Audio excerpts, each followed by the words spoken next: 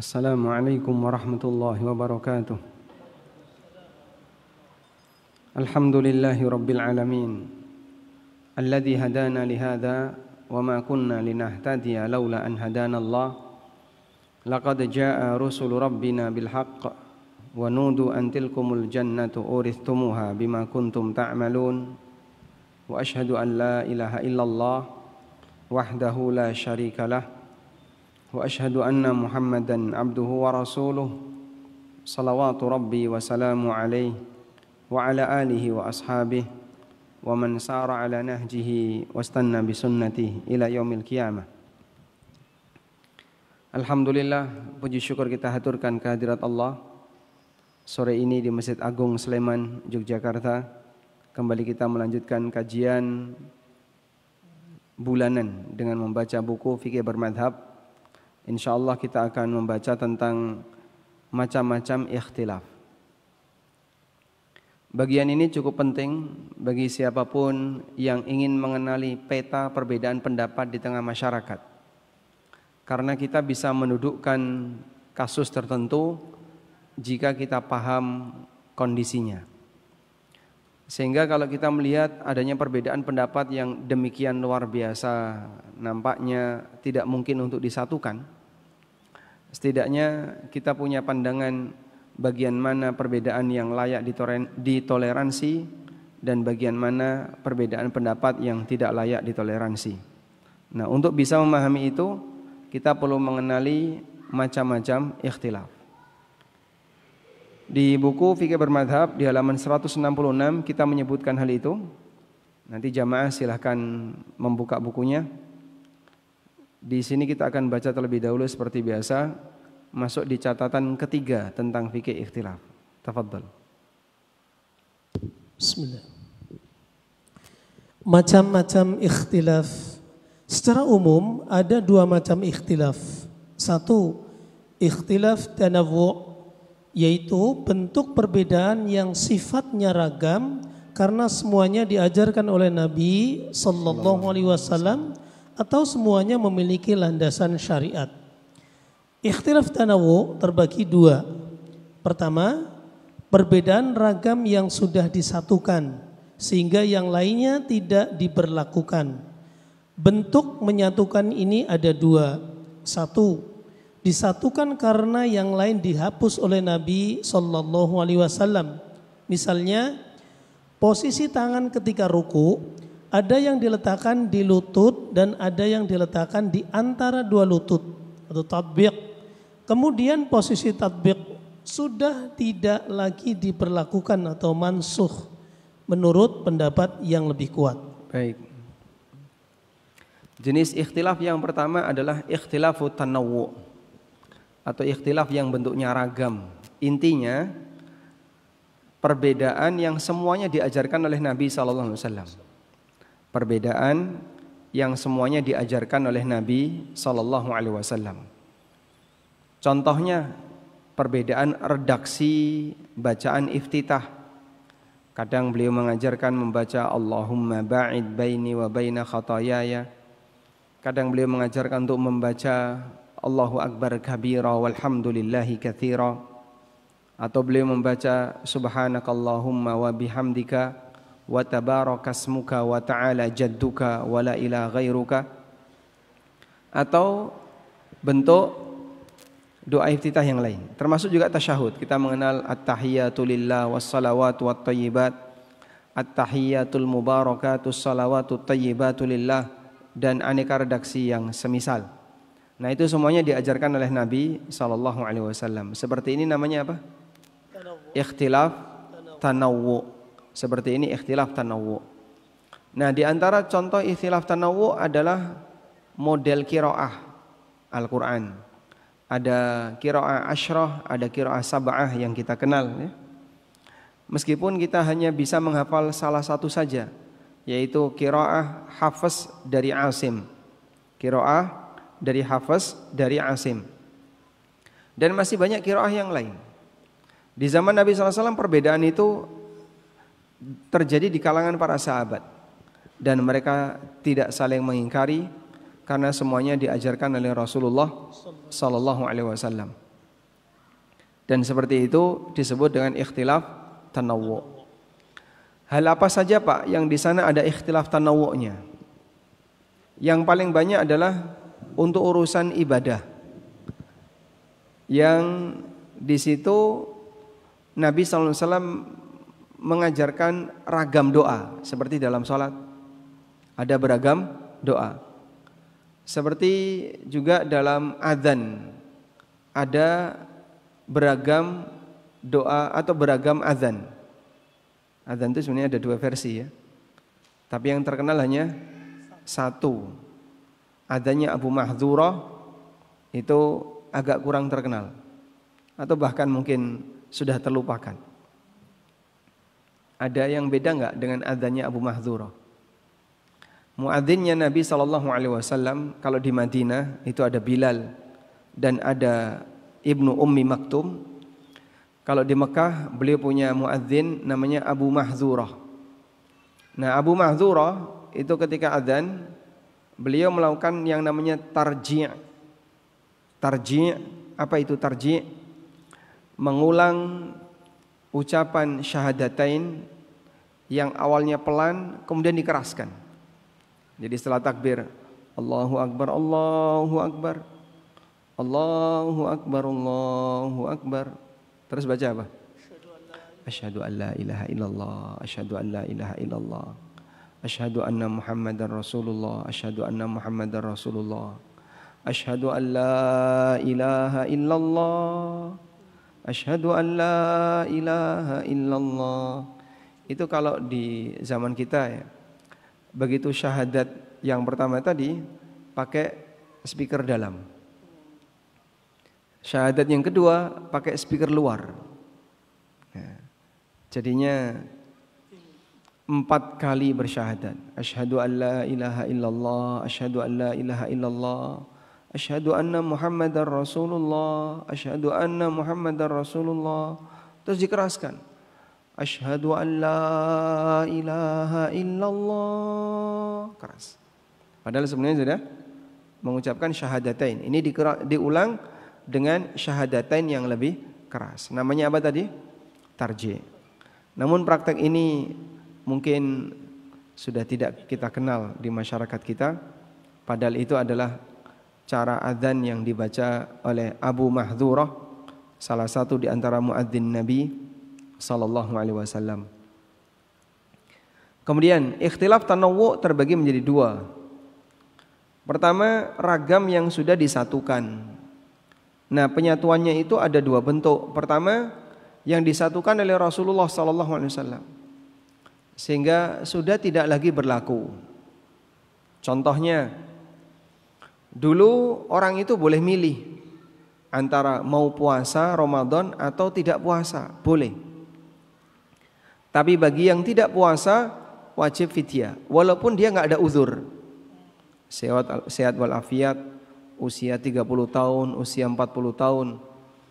Saat datang bulan Ramadan awal dulu mau puasa silahkan, nggak puasa silahkan. Tapi yang tidak puasa punya tanggung jawab apa? Punya tanggung jawab fidyah. Wa 'alal ladzina yutiqunahu fidyatun ta'amu miskin. Bagi siapa yang keberatan untuk puasa, dia harus bayar fidyah berupa makanan yang diberikan kepada orang miskin. Tapi setelah itu Allah hapus sehingga tidak ada pilihan kecuali satu, yaitu puasa, kecuali bagi mereka yang punya udzur. Kalau dulu yang tidak punya udzur boleh puasa, boleh tidak. Sekarang kan yang tidak punya udzur pilihannya hanya tinggal puasa, tidak boleh tidak puasa. Selanjutnya, di sini kita sebutkan contohnya tatbik. Tatbik itu kayak gimana sih?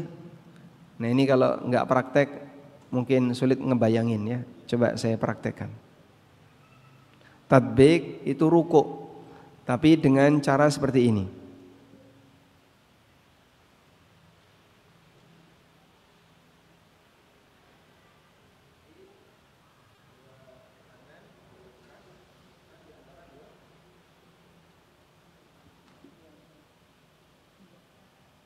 Sudah selesai. Masya Allah, baik. Yang putri belum lihat Ustaz. Ya, yang putri belum lihat. Tadi mungkin bisa dilihat di video ya. Jadi model ruko itu ada dua. Yang pertama, telapak tangan ditaruh di lutut. Seperti ini ya. Sebagaimana yang sering kita lakukan sekarang. Yang kedua telapak tangan digabungkan. Lalu ditaruh di antara dua lutut. Lutut kanan, lutut kiri, nah itu ditaruh di tengahnya. Kalau Anda pakai sarung, pakai jubah, pakai kain ihram, bisa tatbik. Tapi kalau nggak pakai seperti itu, pakai celana ya bablas ya. Anda tidak bisa tatbik. Namun ini sudah mansuh. Seperti ini sudah mansuh. Sehingga sudah tidak ada pilihan lain selain hanya lutut, telapak tangan ditaruh di atas lutut. Karena yang tatbik sudah tidak berlaku. Dulu boleh ini, boleh ini. Begitu. Nah, termasuk juga berkaitan dengan aturan bagi orang yang junub. Dulu ketika ada orang yang hubungan badan tapi tidak keluar, maka tidak perlu mandi, cukup wudu, dibersihkan kemaluan lalu wudu. Kemudian itu dihapus oleh Nabi SAW dan beliau mengatakan, idza iltaqal khitanan faqad wajaba al-ghuslu. Apabila dua khitan telah ketemu, maka wajib mandi. Sehingga nggak ada pilihan yang lain. Nah, ternyata beberapa kasus yang tadi kita sebutkan seperti tatbik ini masih diterapkan oleh sebagian sahabat. Karena beliau memandang itu belum mansuh.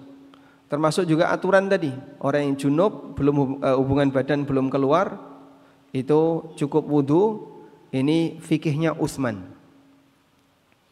Sehingga Utsman bin Affan memahami bahwa siapa yang melakukan hubungan badan dan tidak sampai keluar, maka cukup berwudu dan tidak harus mandi. Namun ini semuanya setelah dihapus oleh Nabi SAW. Sehingga dulu ada pilihan, boleh A, boleh B, semuanya diajarkan oleh Rasulullah SAW, tapi dihapus oleh beliau. Yang kedua, disatukan oleh ijma. Kita baca terlebih dahulu. Yang kedua, disatukan karena ijma sahabat dalam rangka menghindari potensi permusuhan di tengah kaum muslimin. Misalnya, menyatukan bacaan Al-Quran seperti yang dilakukan pada zaman Utsman. Al-Quran diturunkan dengan 7 bahasa atau qiraah dan semuanya berlaku di zaman Nabi sallallahu alaihi wasallam. Baik. Nabi sallallahu alaihi wasallam pernah mengatakan, Allah Subhanahu wa taala menurunkan Al-Quran ala sab'ati ahruf, dengan 7 bahasa. Sab'ah ahruf. Apa sih yang dimaksud dengan 7 ahruf itu? Pendapat yang mendekati adalah 7 dialek bahasa. Meskipun ada khilaf di antara para ulama dalam memahami sab'atu ahruf. Nah, sehingga dulu ada ragam bacaan Quran. Quran dengan dialek A, Quran dengan dialek B, Quran dengan dialek C. Dan itu dibaca oleh para sahabat. Karena itu Quran para sahabat ada sebagian yang berbeda dengan Quran yang lain. Berapa jumlah surat dalam Al-Quran? Berapa? Ibnu Mas'ud jumlah suratnya 112. Loh, kok bisa Pak? Mushafnya Ibnu Mas'ud 112 surat itu gimana? Ada 2 surat yang menurut Ibnu Mas'ud itu bukan Al-Quran, tapi itu doa, yaitu surat Al-Falaq dan surat An-Nas. Sehingga dalam mushafnya Ibnu Mas'ud bukan 114, tapi 112 surat. Dalam mushafnya Ubay bin Ka'ab disebutkan oleh As-Suyuti bahwa mushafnya Ubay bin Ka'ab ada 115 surat. Ada 1 surat yang dipecah lagi sehingga jadi 2 surat. Maka jumlah surat berbeda antara satu sahabat dengan sahabat yang lain. Namun di zaman Utsman itu disatukan, totalnya ada 114. Ada juga yang mengatakan jumlah suratnya 113. Nah terus kurang 1 dong Pak. Jumlahnya sama, Tapi ada dua surat yang digabungkan. Al-Anfal dan At-Taubah itu kan jejer ya. Dan setelah Al-Anfal tidak ada bismillah di awal At-Taubah. Dan ada sebagian sahabat yang memahami ini seperti satu surat. Nyambung Al-Anfal langsung At-Taubah, bara'atu minallah. Sehingga dianggap sebagai satu surat oleh sebagian sahabat. Maka totalnya jadi 113. Tapi setelah itu disatukan. Nah, jadinya berapa jumlah surat? Jumhur Al-Qurra, jumhur ahli qiraah ada 114. Nah, di zaman Utsman terjadi kasus atas laporan sahabat Hudzaifah ibn Yaman. Jadi dari 4 khulafaur rasyidin, wilayah kaum muslimin mengalami perluasan melalui ekspansi yang dilakukan oleh kaum muslimin. Di zaman Abu Bakar, Umar, Utsman. Di zaman Ali berhenti. Ekspansi itu tidak lanjut karena konflik yang terjadi di antara kaum muslimin, sehingga tidak ada wilayah baru dan daerah baru yang ditaklukkan oleh kaum muslimin di masa Khalifah Ali bin Abi Thalib. Di zaman Utsman masih terjadi ekspansi sampai wilayah Azerbaijan, Armenia. Nah, Hudzaifah ibn Yaman di perjalanan beliau ketika di Azerbaijan, beliau itu melihat ada orang berantem gara-gara beda qiraah. Ada orang berantem gara-gara beda qiraah. Yang ini membacanya seperti ini, yang ini membacanya seperti itu. Maka langsung dilaporkan oleh Hudzaifah kepada Utsman. Ya Amirul Mukminin, adrikin nas. Wahai Amirul Mukminin, segera selesaikan masalah di masyarakat. Ada seperti ini. Akhirnya Utsman bin Affan radhiyallahu anhu memutuskan bahwa qiraah kaum muslimin harus disatukan. Lalu beliau minta mushaf yang dikumpulkan di zaman Abu Bakar yang dibawa oleh Hafsah, putrinya Umar radhiyallahu anhuma. Kemudian Hafsah menyerahkan itu kepada Utsman, lalu oleh Zaid bin Thabit atas tugas dari Utsman, beliau minta agar ditulis ulang dan disatukan dengan satu bahasa. Jika ada beberapa perbedaan bahasa, maka gunakan dialek Quraisy, karena Nabi SAW adalah orang Quraisy. Akhirnya setelah dibuat salinan Quran lengkap dengan satu qiraah, lalu Utsman meminta para sahabat untuk membuang yang lain dan menyatukan pada satu mushaf yang beliau salin ini. Nah, mushaf ini disebut dengan mushaf al-Imam. Disebut mushaf al-Imam. Apa itu mushaf al-Imam? Mushaf Utsmani yang dibuat atau disalin di zaman Utsman, kemudian disebarkan kepada seluruh kaum muslimin di penjuru negara Islam ketika itu. Baik. Selanjutnya, ikhtilaf tanawu yang kedua, perbedaan ragam yang masih diberlakukan. Misalnya, aneka redaksi doa iftitah, aneka redaksi doa sujud, doa ruku, bacaan i'tidal, doa sujud, doa saat duduk di antara dua sujud, bacaan tasyahud dan lain-lain. Nabi SAW mengajarkan berbagai redaksi. Kita disyariatkan membacanya secara bergantian. Baik, ini poin penting. Kita disyariatkan untuk membacanya secara bergantian. Berarti caranya gimana? Ya dihafalkan semua. Ya. Bapak kalau membaca doa iftitah gimana?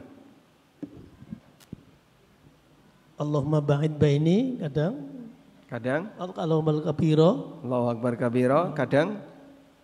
Jadi bagusnya gimana? Kita hafal lebih dari satu. Sehingga kalau ada orang yang mencurigai, kamu kalau baca doa iftitah gimana? Allahu akbar kabiro walhamdulillahi katsira. Oh, tak kira nih sampean ki Muhammadiyah. Yo kadang aku ya Allahumma ba'id baini wa baina khotoya. Lah sing bener kowe iki apa to? Muhammadiyah apa NU? Sehingga orang jadi tidak fanatik dengan satu doa tertentu, bahkan dikaitkan dengan ormas seperti yang ma'ruf di sekitar kita. Dan seperti itu saya alami dulu ya. Saya ya, kalau pendidikan resminya kan Muhammadiyah, pendidikan tidak resminya NO. Ada beberapa guru NO saya, ya kalau mengajarkan iftitah Allahu Akbar kabira. Yang guru Muhammadiyah saya Allahumma ba'id baini. Dan itu terasa. SMP saya belajar Bulughul Maram di seorang kiai namanya Kiai Nawawi. Itu beliau tokoh NO di kampung. Dan dulu juga belajar Al-Quran dari Kiai Hamdi Rawi. Beliau tokoh NO di kampung juga. Tapi pendidikan resminya di sekolah Muhammadiyah. Ya meskipun dulu aneh sendiri ya. Satu halaqah itu teman-teman saya NO semua, saya Muhammadiyah sendiri. Cuman karena kita teman bermain sepak bola ya santai saja. Jadi di forum halaqah beda, tapi di luar bal-balan. Nah, kita lanjutkan. Nah seperti ini kalau Anda bisa hafal semuanya akan lebih nyaman. Kenapa? Kita bisa baca secara bergantian. Salah satu contoh ayat yang menjelaskan tentang itu, coba kita baca. Salah satu contoh ayat yang menjelaskan tentang perbedaan dalam bentuk ragam adalah firman Allah Subhanahu wa taala, "Ma qata'tum min linatin aw taraktumuha qa'imatan ala usuliha fa bi idznillah." Apa saja yang kamu tebang dari pohon kurma, yaitu milik orang-orang kafir, atau yang kamu biarkan tumbuh berdiri di atas pokoknya, maka semua itu adalah dengan izin Allah. Surat Al-Hasyr ayat 5. Pada saat penyerangan Yahudi Bani Nadir, para sahabat berbeda pendapat dalam mengambil keputusan terkait kebun Bani Nadir. Apakah boleh menebang kebun kurma mereka ataukah tidak? Di antara mereka ada yang menebang kebun kurma kampung Yahudi tersebut, dan ada di antara mereka yang tidak mau menebangnya. Dan ternyata semuanya diizinkan oleh Allah Subhanahu wa taala. Artinya mau ditebang maupun dibiarkan semuanya tidak berdosa. Nah, berarti di situ apa? Allah sendiri memberikan pilihan berkaitan dengan tindakan yang harus dilakukan oleh sahabat ketika jihad. Jadi Bani Nadir itu ada di mana? Tinggalnya di sekitar Kuba, sekitar daerah Kuba itu ya tidak jauh dari Kuba ya. Berarti kurang lebih cuma sekitar 5 kilo dari Masjid Nabawi. Di wilayah itu camp Bani Nadir atau perkampungan Bani Nadir, dan mereka punya banyak kebun kurma. Bani Nadir berkhianat. Mereka berencana untuk membunuh Nabi SAW. Tapi Nabi SAW diberitahu oleh Jibril. Akhirnya beliau ya, membuat keputusan Bani Nadir akan diperangi. Akhirnya pilihannya, ultimatum kepada Bani Nadir, antara mereka bertahan tapi diperangi, atau mereka meninggalkan tempat. Meninggalkan tempat berarti diusir dari kampungnya. Nah, Bani Nadir tidak berani untuk berhadapan dengan pasukan Nabi Muhammad SAW. Akhirnya mereka memilih untuk meninggalkan kampung Bani Nadir. Nah, Allah Subhanahu wa taala memberikan arahan kepada para sahabat kaum muslimin. Apa yang harus dilakukan dengan kurma-kurmanya Bani Nadir ini? Allah mengatakan, "Ma qata'tum min linatin aw taraktumuha qa'imatan ala usuliha fa bi idznillah."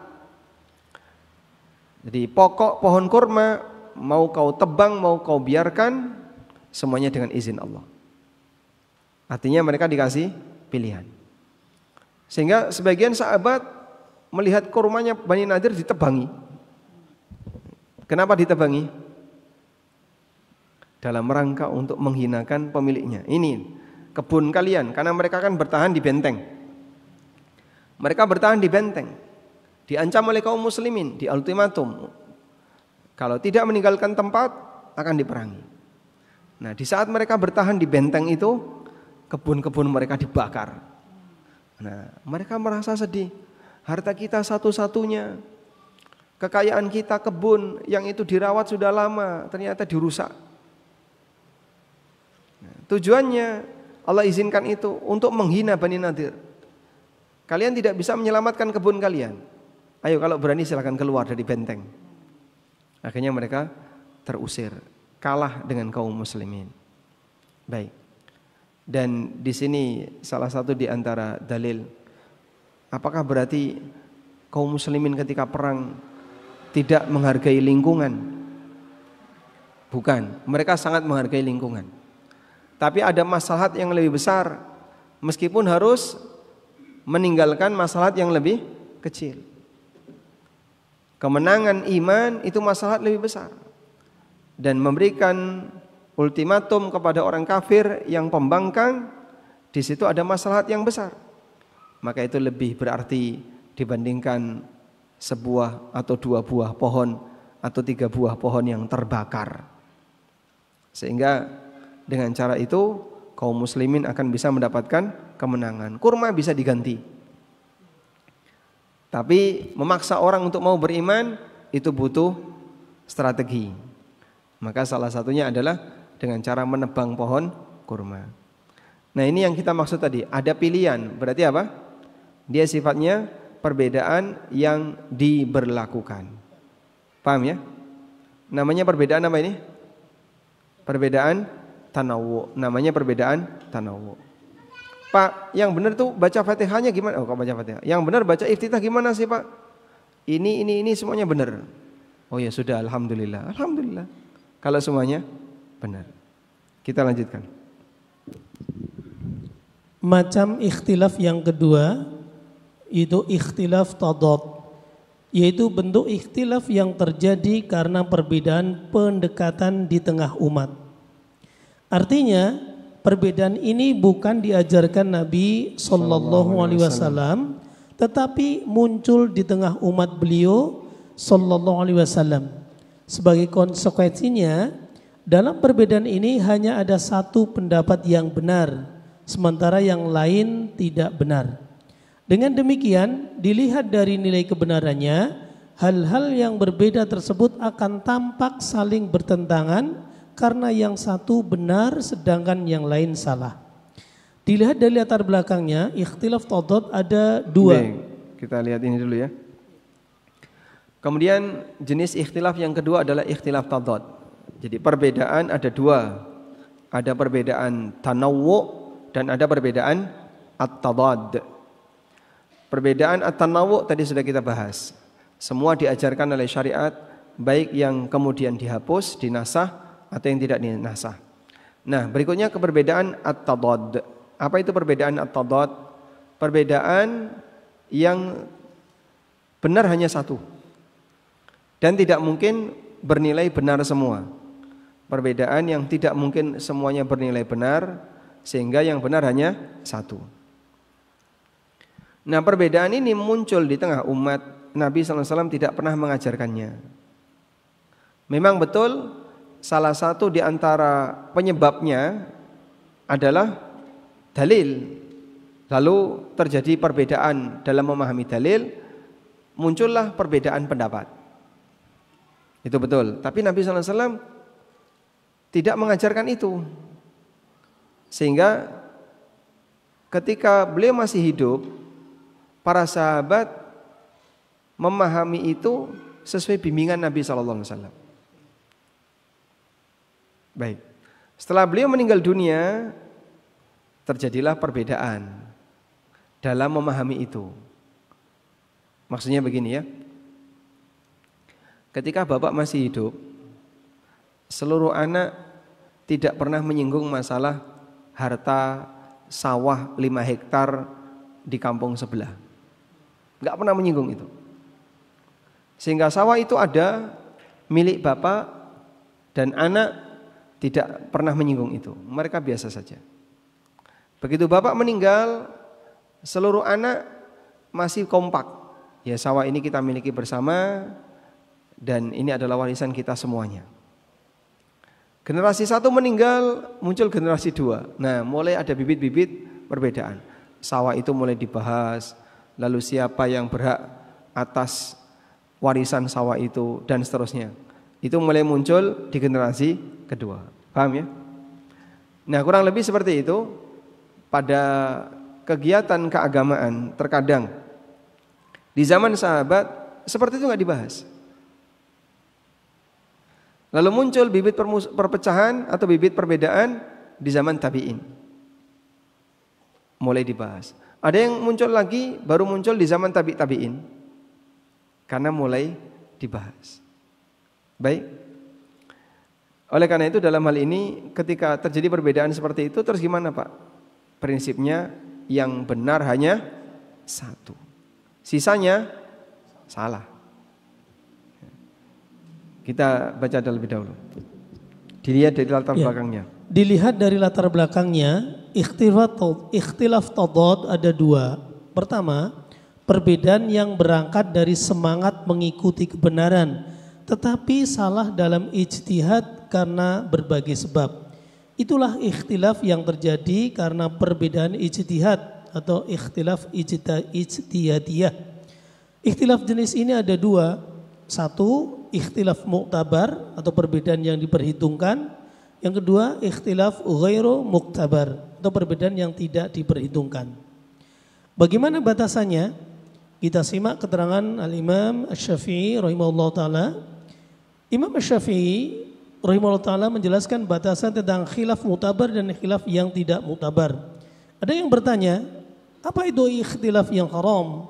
Saya jawab, pada semua masalah yang telah Allah jelaskan dalam kitabnya atau melalui lisan Nabi sallallahu alaihi wasallam dengan dalil yang tegas, maka tidak halal ada ikhtilaf dalam hal tersebut bagi orang yang mengetahui dalil. Baik. Jadi di sini kita mau belajar tentang macam-macam ikhtilaf tadad. Tadi pengertiannya apa ikhtilaf tadad? Perbedaan yang tidak bisa dinilai benar semua. Jadi kalau ada orang yang mengatakan seperti ini, sholat subuh sing kunut ya bener, sing ra kunut ya bener, nah, maka orang ini salah. Yang ngomong seperti itu salah. Paham maksudnya? Nah, sehingga kalau ada orang yang misalnya wis to ra usah padu, sing sholat subuh sing kunut bener, sing ra kunut yang bener, sing penting sholat. Kalimat ini salah atau bener? Udah nggak usah berantem. Yang sholat subuh mau kunut bener, nggak kunut juga bener. Kalimat ini salah atau bener? Salah. Bagaimana mungkin dua hal yang bertentangan dua-duanya dinilai benar? Paham ya? Sehingga yang benar sholat subuh itu kunut atau tidak? Ya hanya ada salah satu kemungkinan. Antara yang benar kunut atau yang benar tidak kunut. Itu namanya ikhtilaf tadad. Paham ya? Baik. Sehingga membenarkan perbedaan ini, membenarkan semua unsur perbedaan ini kesalahan. Ya enggak benar kamu nilai semuanya benar itu enggak benar. Yang benar salah satu benar. Berarti terus gimana? Salah satu benar antara yang kunut atau yang tidak kunut. Namun ditoleransi. Sehingga kita tidak berantem untuk perbedaan ini. Cuman bagi mereka yang berpendapat sholat subuh itu kunut, dia di posisi menganggap salah bagi yang tidak kunut dan sebaliknya. Tapi tidak berantem. Bisa enggak Pak berbeda tapi tidak berantem? Sangat bisa. Saya dengan Pak Imam itu sering berbeda pendapat. Sering enggak? Tapi kita tidak pernah berantem, kita akur. Bisa? Bisa. Bahkan sebaliknya, kadang ada orang tidak berbeda pendapat saja bisa berantem. Misalnya, akidahnya sama, fikihnya sama, manhajnya sama, ideologinya sama, berantem. Suami istri. Pernah enggak? Pernah? Pernah? Oh pernah. Jadi suami istri ini sama-sama sudah belajar dengan guru para asatidzah Ahlus Sunnah. Majelisnya sama, hadir di kajian Rabu sore, dua-duanya ikut. Tapi berantem. Mungkin terjadi? Sangat mungkin. Karena sebab manusia itu berantem banyak. Walaupun bisa jadi saling mencintai. Tayyib. Oleh karena itu berbeda dan berantem dua hal yang sama, dua hal yang beda ya. Berbeda dengan berantem, beda pendapat dengan berantem, dua hal yang beda. Nah, yang dibayangkan oleh sebagian orang yang nggak suka perbedaan itu karena berantemnya tadi. Akhirnya dia ngomong ngawur. Wes, pokoknya kabeh podo, bener kabeh. Nah itu ngawur juga itu. Kok gimana sih kamu nilai benar semua? Misalnya, yang benar niat itu dikeraskan atau di hati? Niat itu dilafalkan atau di hati? Usolli fardhu dhuhri arba'a raka'atin adaan mustaqbilal qiblah lillahi ta'ala. Misalnya. Atau cukup di hati, saya niat sholat duhur. Kan ada khilaf. Kalau orang ngomong, wes kabeh bener, yang penting sholat, ya salah. Kamu ngomong kayak gitu itu salah. Sehingga dia tidak paham dengan apa yang dia ucapkan. Maka saat dia ngomong seperti itu menunjukkan kalau dia nggak ngerti kasus. Padahal itu ikhtilaf yang sifatnya tadad.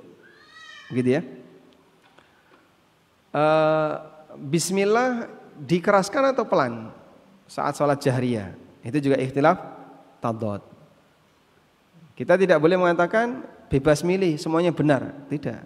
Yang benar salah satu. Paham? Dan masih banyak yang lainnya. Nah, dari ikhtilaf tadad ini ada dua. Pertama, perbedaan yang berangkat dari semangat mengikuti kebenaran. Jadi kenapa kok terjadi perbedaan ini, Pak? Ya, karena beda pendekatan, tapi dua-duanya ingin bertakwa kepada Allah. Saya bertakwa kepada Allah dengan metode ini, saya ingin bertakwa kepada Allah dengan metode ini. Sehingga itu tidak dibuat-buat, tapi sebagai konsekuensi dari ijtihad. Saya ulang ya, itu tidak dibuat-buat, tapi sebagai konsekuensi dari perbedaan ijtihad. Baik, sebagai contoh ya, tentang apa hukum janin yang berada di kandungan induknya setelah induknya disembelih. Sapi hamil disembelih. Begitu disembelih, di dalamnya ada anak yang masih hidup. Perlu disembelih atau boleh dicacah-cacah?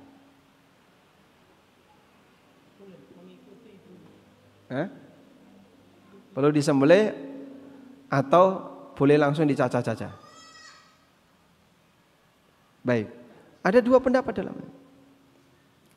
Sehingga yang satu mengatakan sapi itu harus disembelih ulang. Anak sapi itu harus disembelih ulang. Sebagaimana ibunya disembelih. Pendapat yang kedua, tidak perlu disembelih. Boleh langsung dicacah-cacah. Sehingga langsung dari kakinya dicacah-cacah, kepalanya ada di situ, dia dari kakinya dicacah-cacah, boleh. Sehingga dia mati karena dicacah-cacah tadi. Dua-duanya boleh. Dan saya pernah melihat orang nyembelih kambing, lalu ada anaknya, langsung anaknya dicacah saja. Jadi tidak disembelih. Terus dijual. Halal atau haram? Dalam hal ini ada dua pendapat. Dalilnya sama, tapi cara bacanya beda. Coba lihat kalimat hadisnya. Ada satu buku disertasi ya, judulnya Atharu Ikhtilafil Lughah fi Ikhtilafil Ulama. Atharul lughah fi ikhtilafil ulama, pengaruh bahasa dalam perbedaan yang terjadi di kalangan ulama. Nah, salah satunya ini. Jadi Nabi SAW menyampaikan dhabihatul janin dhabihah ummihi. Dzabihatul janin, dzabihah ummihi. Sembelian janin itu titik-titik sembelian ibunya. Kalau diterjemahkan kayak gitu ya. Nah, titik-titiknya ini tergantung bagaimana cara memberi harokat untuk kata dzabiha ummihi. Kalau dibaca dzabihatul janin, dzabihatu ummihi, sehingga kata dzabiha yang kedua dibaca marfu, maka janin tidak perlu disembelih. Karena itu artinya sembelian untuk janin adalah sembelian ibunya. Adalah sembelian ibunya. Berarti apa? Tidak perlu disembelih. Karena sembelian janin mengikuti sembelian ibunya. Cara baca yang kedua, dzabihatul janin, sembelian untuk janin, dzabihata pakai fathah, dimansub.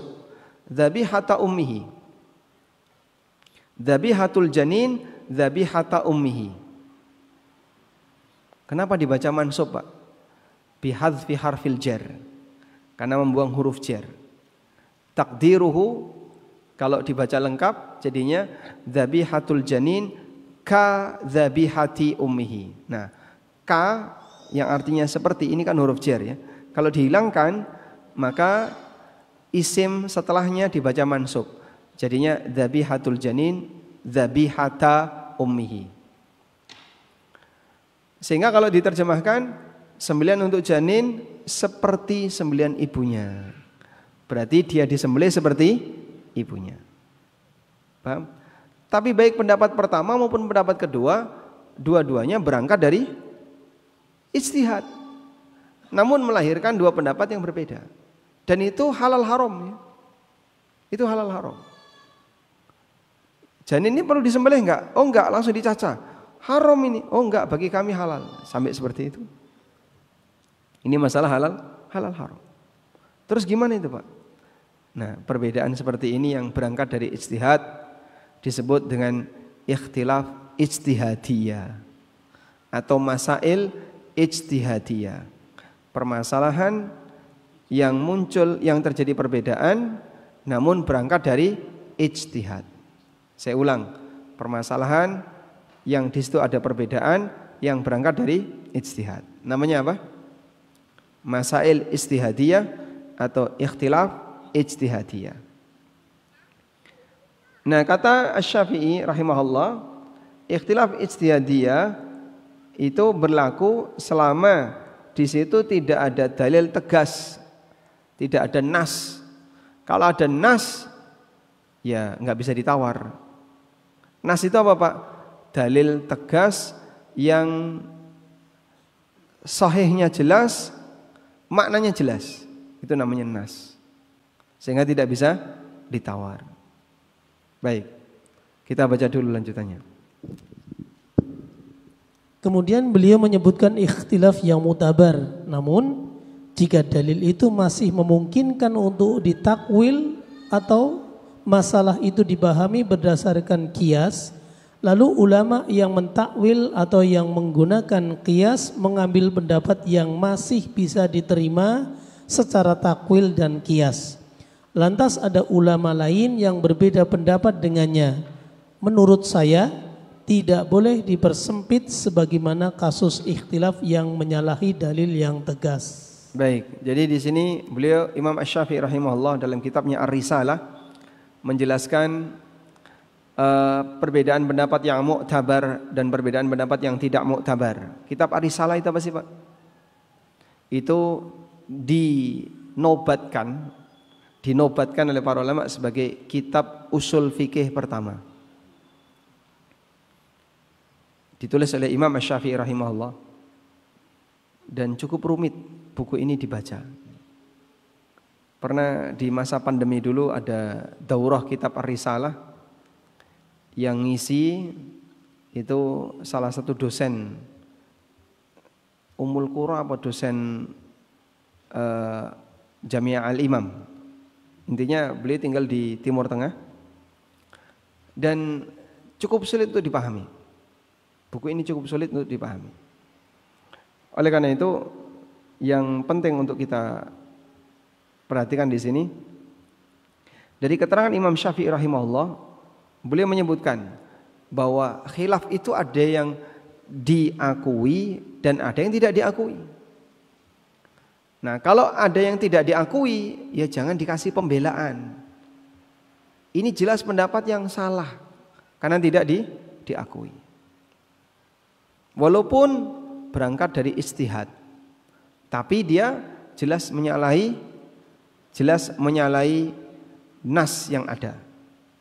Contoh, dalam mazhab Hanafiyah diperbolehkan untuk nikah tanpa wali. Jadi wanita itu boleh nikah tanpa wali. Alasan Hanafiyah, hadis yang menyebutkan syarat wali statusnya hadis dhaif. Satu. Yang kedua, disamakan, dikiaskan dengan jual beli. Jadi begini, wanita dewasa, dia punya uang. Kalau mau akad jual beli, apakah harus izin bapaknya?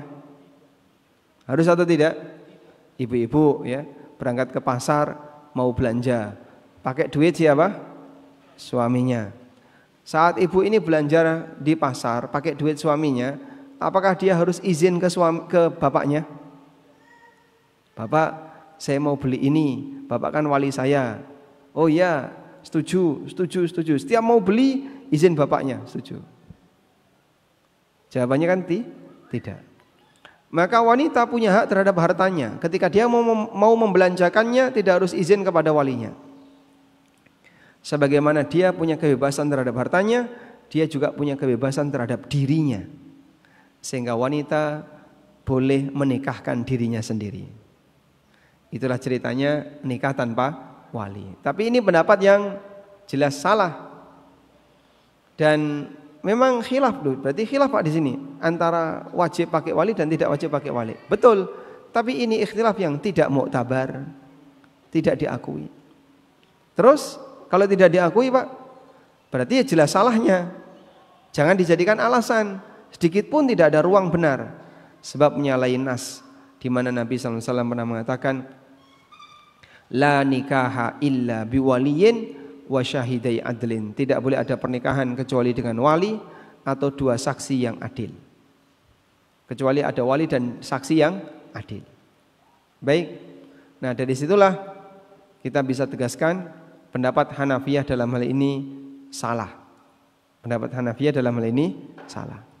Dan ini bukan pendapat yang muktabar, tapi ini pendapat yang tidak diakui. Anda bisa bayangin ya, andaikan wanita boleh nikah tanpa wali, Masya Allah Pak, zina merebak di mana-mana. Sehingga orang keluar kota, ketemu dengan wanita di sana, tertarik, aku boleh gak nikah dengan kamu semalam? Oh iya, baik kita langsungkan akad nikah, tapi harus cari saksi. Langsung ke hotel, saksinya petugas hotel, ya. Si A, si B, ini tak bayar, dikasih tips satpam hotel. Pak, tolong jadi saksi nikah saya ya.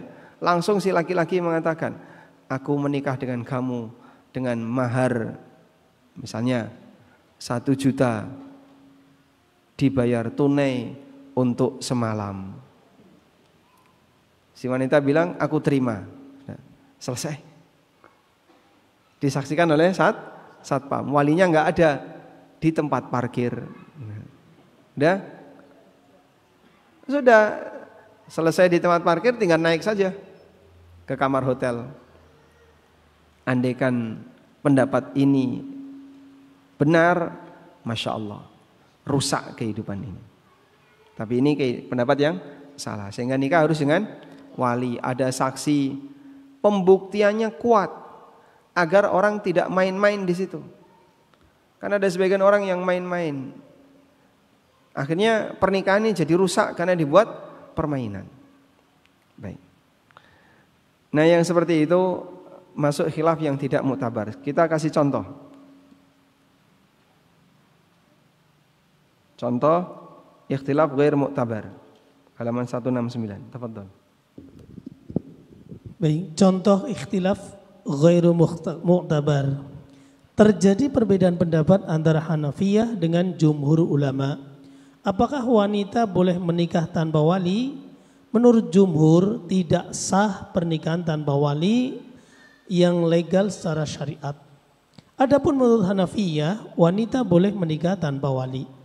Pendapat Hanafiyah dalam hal ini tidak diperhitungkan karena bertentangan dengan nas atau dalil yang tegas, yaitu sabda Nabi sallallahu alaihi wasallam, la nikaha illa biwaliyin, tidak sah pernikahan tanpa wali. Hadis riwayat Imam Abu Dawud, Imam At-Tirmidzi, Ibnu Majah dan yang lainnya. Juga disebutkan di dalam hadis lain, Nabi sallallahu alaihi wasallam bersabda, ayyuma mara'atin nakahat bighairi idzni waliha fanikahuha batil fanikahuha batil fanikahuha batil. Wanita manapun yang menikah tanpa izin walinya, maka nikahnya batil, nikahnya batil, nikahnya batil. Hadis riwayat Imam Ahmad, Abu Dawud, At-Tirmidzi dan yang lainnya. Dengan demikian, perbedaan dalam hal ini tidak diperhitungkan.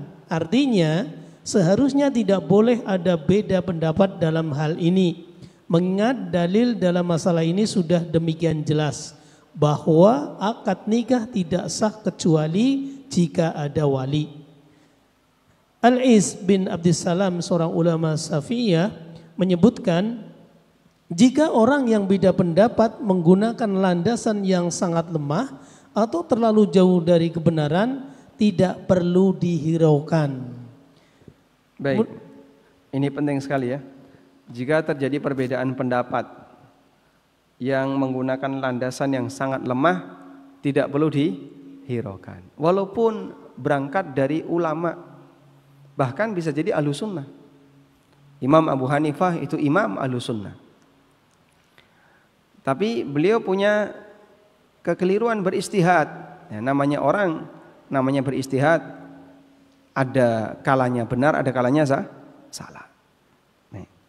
Nah, seperti ini disebut dengan ikhtilaf yang ghair mu'tabar, karena jelas salahnya. Selanjutnya, contoh ikhtilaf yang mu'tabar. Contoh ikhtilaf mu'tabar. A. Terjadi perbedaan pendapat tentang kunut subuh. Menurut Malikiyah dan Syafi'iyah, kunut subuh disyariatkan. Adapun menurut Hambali dan Hanafiyah, kunut subuh tidak disyariatkan. B. Terjadi perbedaan pendapat tentang bolehkah wanita haid membaca Al-Quran. Menurut jumhur ulama, wanita haid tidak boleh membaca maupun menyentuh Al-Quran. Adapun menurut Malikiyah, wanita haid boleh membaca Al-Quran tanpa menyentuhnya. C. Terjadi perbedaan pendapat tentang menyentuh wanita yang bukan mahram. Apakah membatalkan wudhu ataukah tidak? Menurut Hanafiyah, menyentuh wanita yang bukan mahram tidak membatalkan wudhu. Adapun menurut Syafi'iyah, itu bisa membatalkan wudhu baik disertai syahwat maupun tanpa syahwat. Baik. Apa hukum menyentuh istri? Boleh kan? Boleh. Saya tanya hukumnya kan? Boleh ya. Apakah menyentuh istri membatalkan wudhu? Istri itu mahram bukan? Dalam madhab Syafi'iyah, sentuhan lawan jenis yang membatalkan wudhu itu sentuhan dengan selain mahram. Kalau sentuhannya dengan mahram tidak batal wudhu. Udah? Berarti suami bersentuhan dengan istri batal wudhu atau tidak? Batal wudhu atau tidak? Hah? Tidak. Kenapa? Nah, pakai madhab Syafi'iyah. Kalau menggunakan pendekatan madhab Syafi'iyah, kalau seorang suami bersentuhan dengan istrinya batal wudhu enggak? Batal. Kenapa? Istri itu bukan mahram. Berarti berduaan dengan istri, berduaan dengan yang bukan mahram. Istri ya. Dan dia bukan mahram. Kalau mahram enggak boleh dinikahi. Baik. Oleh karena itu, bersentuhan dengan suami istri bisa membatalkan wudhu. Tapi ulama sepakat baik batal wudu maupun tidak batal wudu, bersentuhan dengan wanita yang bukan mahram selain istri dosa. Mana yang lebih berat? Wudu batal atau dosa? Hah? Dosa. Kalau wudu batal bisa diulang. Kalau orang batal wudunya dosa enggak, Pak? Orang batal wudu itu dosa enggak? Dosa? Tidak. Ngentut itu dosa enggak? Tergantung posisi ya. Baik. Sehingga batal wudu tidak dosa. Tapi lucunya orang lebih takut wudu batal daripada dosa. Itu lucu. Makanya kalau ada orang diajak salaman temennya lawan jenis, kalau nolak, saya nggak mau, dosa, sok suci. Disebut apa? Sok suci. Daripada sok najis. Tapi kalau dia punya wudu, dijak salaman, mohon maaf saya punya wudu, itu dihormati. Oh, mohon maaf, punya wudu. Jadi yang ini dihormati, yang itu tidak dihormati. Padahal mana yang lebih beralasan? Tidak mau salaman karena punya wudu, atau tidak mau salaman karena itu dosa? Yang lebih beralasan karena itu dosa. Cuman orang beralasan saya nggak berani, ini dosa. Itu selalu dikomentari jelek, sok suci. Padahal apa salahnya beralasan dengan agama? Apa salahnya? Tidak ada salahnya. Makanya umatnya Nabi Lut alaihissalam ketika mengomentari Nabi Lut yang tidak mau melakukan praktek homoseksual, mereka bilang apa? Innahum unasun yatatahharun. Mereka itu adalah manusia sok suci. Kata Qatadah Ibnu Di'amah ketika menafsirkan ayat ini, beliau mengatakan abuhum bighairi aibin. Orang musyrik ini, orang kafir ini, umatnya Nabi Lut menghina Nabi Lut padahal tidak ada cacat di sana, tidak ada celah di situ. Abuhum min ghairi aibin. Salahnya di mana? Kalian mencela tapi nggak ada salahnya. Dengan ungkapan yang itu bukan salah. Misalnya ya, ada orang jatuh, terus dimarahi sama orang lain. Ya, jatuh, kamu sih pinter. Ketika jatuh, dia marah, dimarahi pakai apa? Nyebut, gara-gara kamu pinter makanya jatuh. Celaan itu salah nggak? Salah. Sehingga kalimat kamu ini orang pinter makanya jatuh itu salah. Paham ya? Itu yang namanya abuhum min ghairi aibin. Dia mencela tapi dengan kalimat yang itu bukan celaan. Duh, pinter itu kan pujian kok malah dijadikan celaan. Dasar kamu orang suci. Duh, orang suci kan mulia. Dasar kamu sok suci. Sok suci mulia daripada sok najis.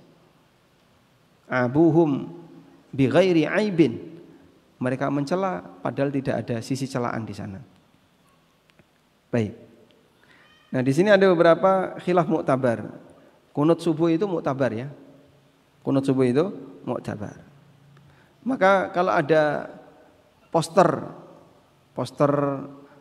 online ya, di share di Facebook, di Instagram, ciri masjid sunnah tidak kunut subuh. Wah, ini kebangetan ini.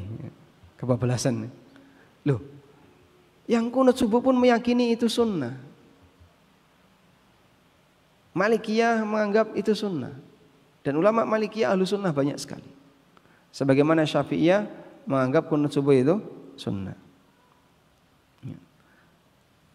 Oleh karena itu terlalu semangat mengikuti sunnah tapi salah, nggak punya arah, ya bisa berbahaya. Akhirnya menilai orang yang tidak salah sebagai orang yang salah. Berikutnya, bolehkah wanita haid baca Quran? Ini khilaf tadad yang muktabar. Ada yang mengatakan boleh, ada yang mengatakan dilarang. Ya? Terjadi perbedaan tentang menyentuh wanita tadi ya, sudah ya. Dan ini juga termasuk khilaf yang muktabar. Selanjutnya, kita lanjutkan ikhtilaf tadad yang kedua, perbedaan yang berangkat dari pemikiran yang menyimpang. Itulah perbedaan yang berangkat dari akidah dan keyakinan yang menyimpang disebabkan karena racun pemikiran atau syubhat. Misalnya perbedaan antara Ahlus Sunnah dengan Syiah, Khawarij, Mu'tazilah, Asy'ariyah dan yang lainnya. Contoh A. Apakah nikah mut'ah itu amal berpahala ataukah perbuatan zina? Terdapat perbedaan antara kaum muslimin dengan Syiah. Baik. Saya ulang ya, kita ulang dulu petanya Pak, biar nggak bingung. Coba semuanya bangun dulu. Mas mulai ngantuk ini. Masya Allah. Kajian sore sama kajian pagi lebih menantang yang mana? Pada puasa mungkin Ustaz. Oh pada puasa, Masya Allah. Baik. Masya Allah. Taqabbalallahu minna wa minkum. Ikhtilaf ada dua ya. Ikhtilaf tanawwu dan ikhtilaf tadad. Ikhtilaf tanawwu tadi apa Pak? Ikhtilaf yang sifatnya ragam, semuanya diajarkan dan semuanya benar selama belum dimansuh. Udah? Kalau sudah dimansuh nggak boleh lagi dilakukan. Kalau belum dimansuh boleh dilakukan. Yang kedua ikhtilaf tadad. Ikhtilaf tadad itu ada dua. Ikhtilaf yang berangkat dari ijtihad. Ikhtilaf yang berangkat dari ijtihad. Ini pun ada dua, ada yang muktabar dan ada yang ghair muktabar. Yang kedua, ikhtilaf yang berangkat dari perbedaan akidah. Sehingga karena pengaruh dari akidah terjadilah perbedaan itu. Contohnya perbedaan antara Ahlus Sunnah dengan Syiah. Nah, di sini kita kasih contohnya. Apakah nikah mut'ah itu amal berpahala ataukah perbuatan zina? Terjadi perbedaan antara kaum muslimin dan Syiah. Menurut kaum muslimin, nikah mut'ah itu zina. Apalagi dalam paham mereka, nikah mut'ah itu boleh tanpa wali, boleh tanpa saksi. Boleh tanpa wali, boleh tanpa saksi. Nah, itu kan tinggal berdua saja di hotel. Walinya mana? Enggak ada, boleh tanpa wali. Saksi enggak ada, boleh tanpa saksi. Wes berdua aja. Ya. Aku nikahkan diriku, wanita menikahkan dirinya sendiri. Aku nikahkan diriku dengan kamu dengan mahar 1 juta rupiah untuk masa pernikahan 2 jam. Sudah? Lelaki langsung bilang, qabiltu, aku terima nikahmu dengan mahar 1 juta. Nih tak bayar tunai atau transfer atau QRIS. Udah sah menurut Syiah suami istri selama 2 jam ya, sehingga mereka bermain peta umpet selama 1 jam. Udah begitu menjelang akhir 2 jam, 2 jam tinggal 5 menit pakai baju satunya keluar karena bukan suami istri lagi. Masya Allah. Aslinya apa itu? Zina, berkedok agama. Dan menurut Syiah, nikah mut'ah itu amal soleh. Sampai disebutkan fadail nikah mut'ah. Masya Allah. Di antara keutamaannya, ketika orang itu mandi seusai hubungan badang dari hasil nikah mut'ah, setiap tetes air itu akan muncul 70.000 malaikat yang semuanya memohonkan ampunan untuk orang ini. Masya Allah. Kau yang mana enak Pak? Itu kan rusak ini kehidupan masyarakat. Akhirnya terjadi penyakit menular seksual di negara-negara seperti ini. Karena praktek itu menyebar di mana-mana. Jadi tidak bisa dilokalisasi. Sebab dia satu negara. Syiah semua. Kalau praktek zina kan masih diingkari orang, sehingga dibatasi dengan wilayah tertentu ya, dilokalisasikan. Dah satu lokal ini saja. Maka yang mau bersih bersih, yang mau kotor kotoran ada di sini. Karena dia dilokalisasi. Ketika itu tidak bisa dilakukan, nyebar kemana-mana. Semuanya sepakat seperti itu. Ngerusak kehidupan manusia. Alhamdulillah Indonesia selamat dari sekte semacam ini, walaupun sedang diperjuangkan oleh sebagian orang. Nah, selanjutnya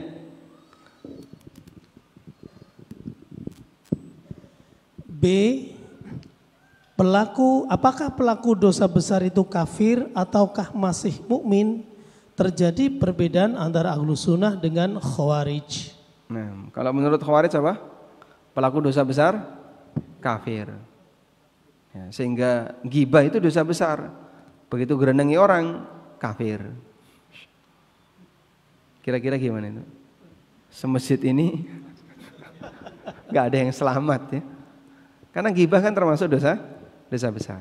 Lanjut. C. Apakah Al-Quran adalah makhluk ataukah Al-Quran adalah kalamullah dan bukan makhluk? Terdapat perbedaan antara Ahlus Sunnah dengan Mu'tazilah. Ya. Karena Al-Quran itu makhluk menurut Mu'tazilah, maka menghina Quran tidak sama dengan menghina Allah.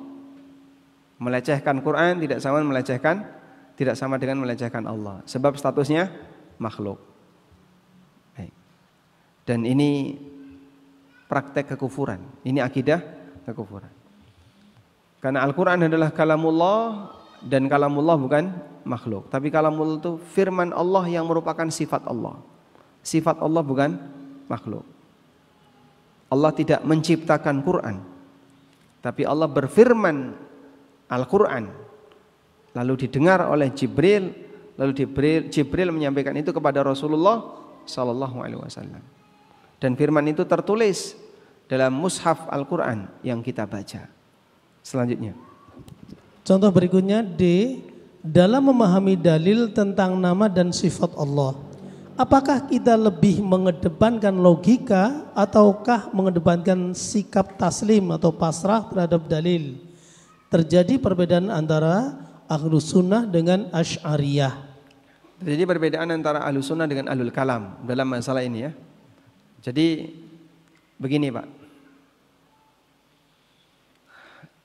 seorang dokter ngasih penjelasan ke pasien, kasih penjelasan bla bla bla bla bla bla bla bla.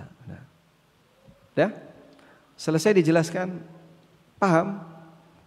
Gedek, gak ngerti. Sebagai pasien yang baik, dia mentakwil perkataan dokter pakai logika dia, atau manut sama dokter?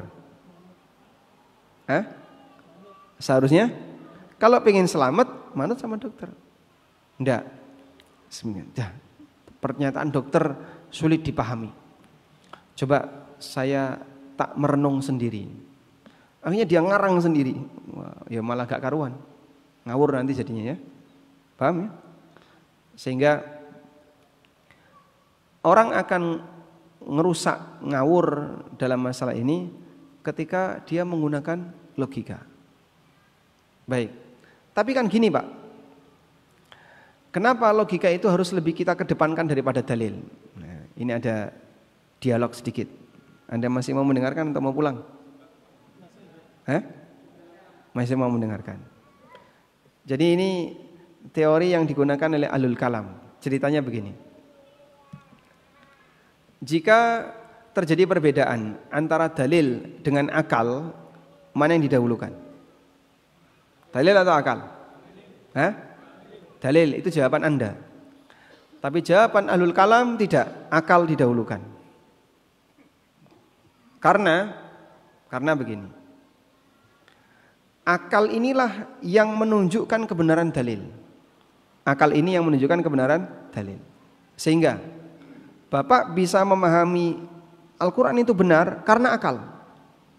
Akal mengarahkan ke kita, Quran ini kitab yang benar.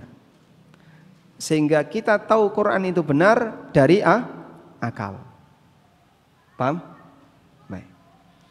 Kita tahu Al-Quran ini kitab yang benar dari akal. Kita tahu dalil ini dalil yang benar karena akal yang mengarahkan itu. Baik. Maka akal itu yang utama, sedangkan dalil itu ngikutin akal. Oleh karena itu kalau terjadi perbedaan pendapat antara akal dan dalil, dahulukan akal. Ini alasan mereka. Nah, sampai di sini kalau kajian selesai kan bahaya ya. Terus bagaimana para ulama ahlu sunnah menjelaskan? Ulama ahlu sunnah membuat ilustrasi seperti ini. Datang seorang si A masuk ke sebuah kampung, dia mencari seorang dokter yang bisa mengobati penyakitnya. Saat dia masuk ke kampung itu, dia nyari-nyari dokter tadi. Lalu dia ketemu tukang sapu. Tanya sama tukang sapu, "Wahai Pak tukang sapu, kamu tahu nggak dokter X yang bisa mengobati penyakit ini?" "Oh, saya tahu. Dokter X rumahnya di sana. Bapak mentok belok kanan. Nah, nomor 3 itu rumahnya dokter X." Maka si A tahu di mana dokter X dari siapa? Tukang sapu. Berangkatlah si A atas petunjuk dokter X untuk menuju tukang sapu tadi. Berangkatlah si A atas petunjuk tukang sapu untuk menuju dokter X. Sampai di dokter dikasih resep, diperiksa, kasih resep. Ini resepnya. Pulang dia. Di perjalanan pulang ketemu tukang sapu. Ditanya, dapat apa? Resep. Kayak gimana? Ini. Salah ini resepnya. Sama tukang sapu disalahkan. Salah resep. Yang benar tuh nggak kayak gini. Yang benar seperti ini. Pertanyaannya, ikut dokter apa ikut tukang sapu? Ikut dok. Loh, yang memberitahu dokter X itu kan tukang sapu. Harusnya kamu ikut tukang sapu, bukan ikut dokter. Logika mana yang pengen ketawa dengan ilustrasi seperti ini? Paham? Dan dialog itu terjadi di antara ahlul kalam dengan ahlus sunnah. Ahlul kalam yang saya maksud ya yang sekte-sekte iyah itu ya. Kullabiyah, Maturidiyah, Asy'ariyah, ya, itu ahlul kalam. Mu'tazilah. Nah, cara mereka berlogika seperti itu. Nah, dijawab oleh ahlus sunnah dengan menggunakan logika. Logikanya kayak gini. Maka kesimpulannya, siapa yang masih punya logika, silahkan tertawa. Wallahu a'lam. Baik, demikian. Wassallallahu ala nabiyyina Muhammadin wa ala alihi wa sahbihi wasallam. Jazakallah khairan kepada Ustaz Ammi Nur Baith STBA Hafizahullah Ta'ala yang telah memberikan materi pada sore hari ini. Berhubung pertanyaan tidak ada dan juga waktunya sudah habis. Ada yang mau disampaikan jemaah? Ada yang mau bertanya langsung monggo? Ya. Oh ya, silakan. Siapa duluan? Bisa ke sini monggo, Bapak? Atau langsung aja enggak apa-apa? Langsung dengar enggak ya? Waalaikumsalam warahmatullahi.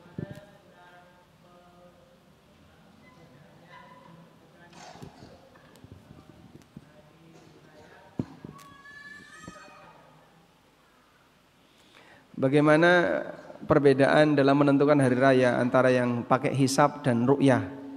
Itu muktabar atau tidak muktabar? Panjang itu ya. Nggak cukup untuk sesi sore ini karena kita mau menjelang maghrib. Namun insya Allah untuk Idul Adha ini seragam ya.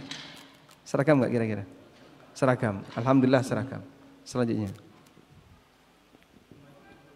Waalaikumsalam warahmatullahi wabarakatuh.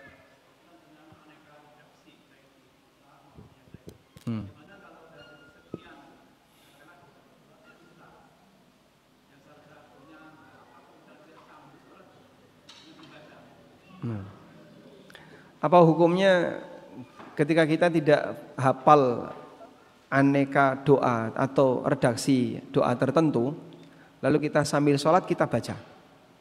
Jadi Allahu Akbar. Nah belum hafal Allahumma ba'id baini pakai teks Allahumma ba'id baini wa baina khataaya. Hukumnya boleh. Karena melihat tempat sujud dalam sholat itu sifatnya sunnah dan tidak wajib. Sehingga Anda membaca ini kan berarti tidak melihat tempat sujud, tapi melihat teks, sholatnya sah. Hukumnya boleh.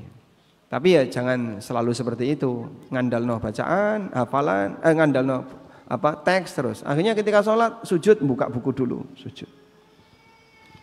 Nah, itu tidak akan mungkin bisa dilakukan. Nah. Ada pertanyaan masuk satu, Ustaz. Baik. Perihal kegiatan setelah kematian, Ustaz. Ada yang mengadakan tahlilan atau kenduri 1, 2, 2. Ada yang tidak. Ini termasuk ikhtilaf atau bukan? Ya itu ikhtilaf. Kan beda ya. Semua perbedaan itu ikhtilaf. Tapi kalau pertanyaan Anda muktabar atau bukan, ya, yang benar tidak muktabar. Karena yang satu pegangannya budaya, yang satu pegangannya dalil. Jadi kalau ditanya ini dasarnya apa? Ya murni budaya sudah. Murni budaya. Makanya sulit untuk disebut bahasanya dalam hal ini masuk kategori khilaf mu'tabar. Wallahu alam. Wassallallahu ala nabiyyina Muhammadin wa ala alihi wa sahbihi wasallam. Wa akhiru da'wana alhamdulillahi rabbil alamin. Wassalamualaikum warahmatullahi wabarakatuh. Waalaikumsalam. Jazakallahu khairan kepada Ustaz Amin Nur Ba'id.